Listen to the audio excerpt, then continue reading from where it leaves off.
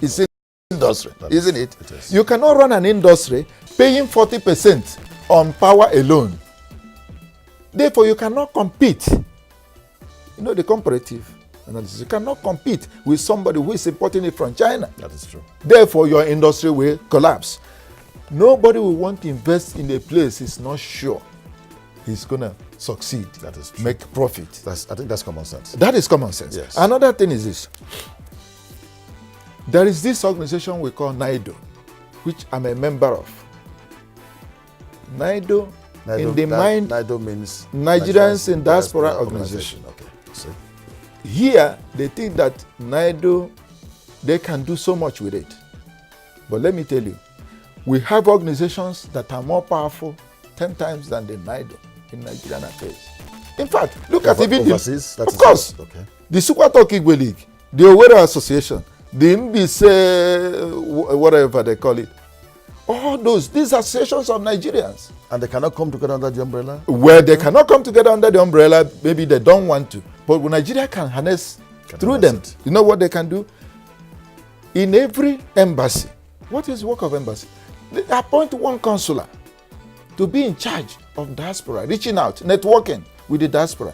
He will attend like conventions of all these places, talk to them, tell them what's available here. You never know, you can attract them. Another thing they can do is use Nigerians who have returned, who have succeeded. Use them to go to woo their fellows to come. I think maybe that is where we will cut you because of time. Okay. And I think for the brief period we have spoken, you have been able to give us some insight where we expect that government will also play their part. But yes. Don't forget, home is home. Home is home. Go east, go west. Home is not home. South. If you don't come home alive, you also return even dead. When you die. Oh, sure. So we must do everything as Nigerians show a very high degree of patriotism to see how this country will. Thank you for inviting me. I appreciate it.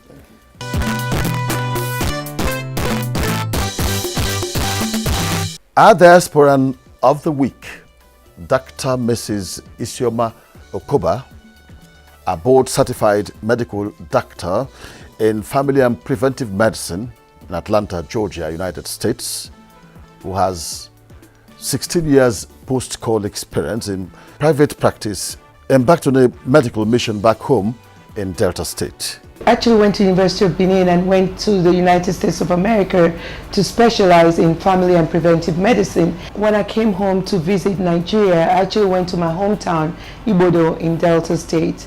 And so when I got back there was no medical center. The community had never had a medical doctor. And so my people had never had access to medical care.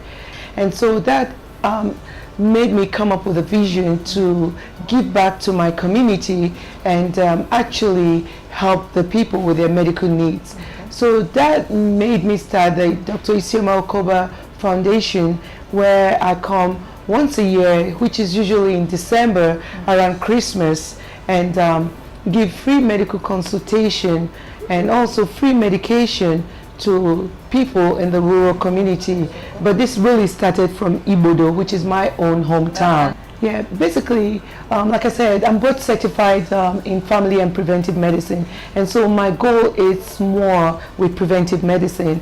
And what we do is when we see these patients, we screen them for high blood pressure. We also screen them for diabetes, and we also screen them for high cholesterol. And because we know that these are the main causes of long-term medical conditions that can lead to increased morbidity and mortality, such as patients with high blood pressure really do not know that they have high blood pressure, can actually have a stroke, which we call the cerebrovascular accident, and that can lead to long-term disability or even death. And so that's the increase in the mortality. And then we also know that diabetes and high blood pressure can also increase your risk for stroke and also for a heart attack. That would increase mortality and also increase disability. And so when we screen these patients, we make sure that if we identify those with high blood pressure or those with diabetes, we treat them right there, and then also emphasize the need for them to continue to see their medical doctors. They don't stop with us. We really encourage that they get medical care in their primary health care centers, and then also make sure they see a doctor within 1 to 2 or 3 months, and then make sure they get their medications. And then based on this, because I knew there was an importance with continuity of medical care, I went ahead and built a community health center in my village, which I personally built. Actually, they call it a hospital in Igbodo, and this was actually commissioned 4 years ago. And yes, it is. And I have a medical doctor stationed there, and I also have nurses, at least 5 nurses and administrators and pharmacy. And I send the medications from America on a monthly basis. And so I say to the patients, if you cannot afford the medicines when you go to your primary care doctors, you can actually come to Igbodo, where you get free medical services such as free consultation. They also check your blood pressure, check your blood sugar, and then you also get the free medications from my center. And that way we ensure that there's continuity of medical care after we come and leave in December. So every community we go to, we see at about 1,000 patients. It's pretty expensive, but I can say right now, I would say I'd be at the boarding. Initially, when I started off, I used to be at the boarding for like 100%, but this time around, I'd say like a 90% because I had donations with people coming with me this time around. Okay. This year, I actually partnered with the Delta State government, and so I have His Excellency Dr. Ifeanyi Okowa, who is also a medical doctor and who was also who was the one who inaugurated the hospital I donated to my community 4 years ago, and he's partnering with us this time around. So that really helped with the logistics, because that helped us a lot with the accommodation, with the feeding and transportation and security, which is really key. And what really is different this time around is I came with medical students from the United States of America.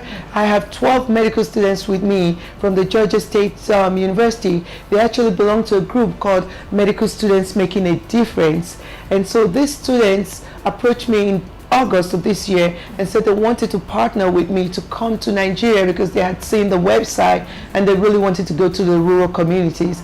And so these students were able to raise funds on their own because they went to GoFundMe and all the other ways to raise funds. So they were able to come up with some money with which we I put together to buy the drugs that we're using this time around.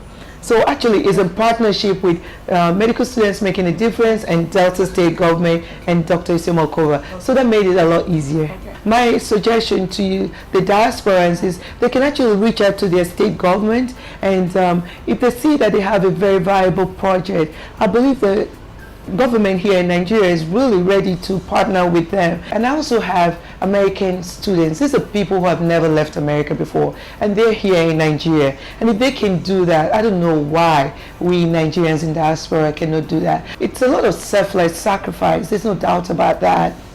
And I pray God to continue to help me to continue to fund it. But going forward, since it's becoming a really big project, my plan is to start to reach out to international organizations and also reach out for grants. Those are the things I'm looking forward to come 2017 to really help, make this project sustainable. That's our wrap on this edition of the Diaspora. And on behalf of the production crew, thanks for watching.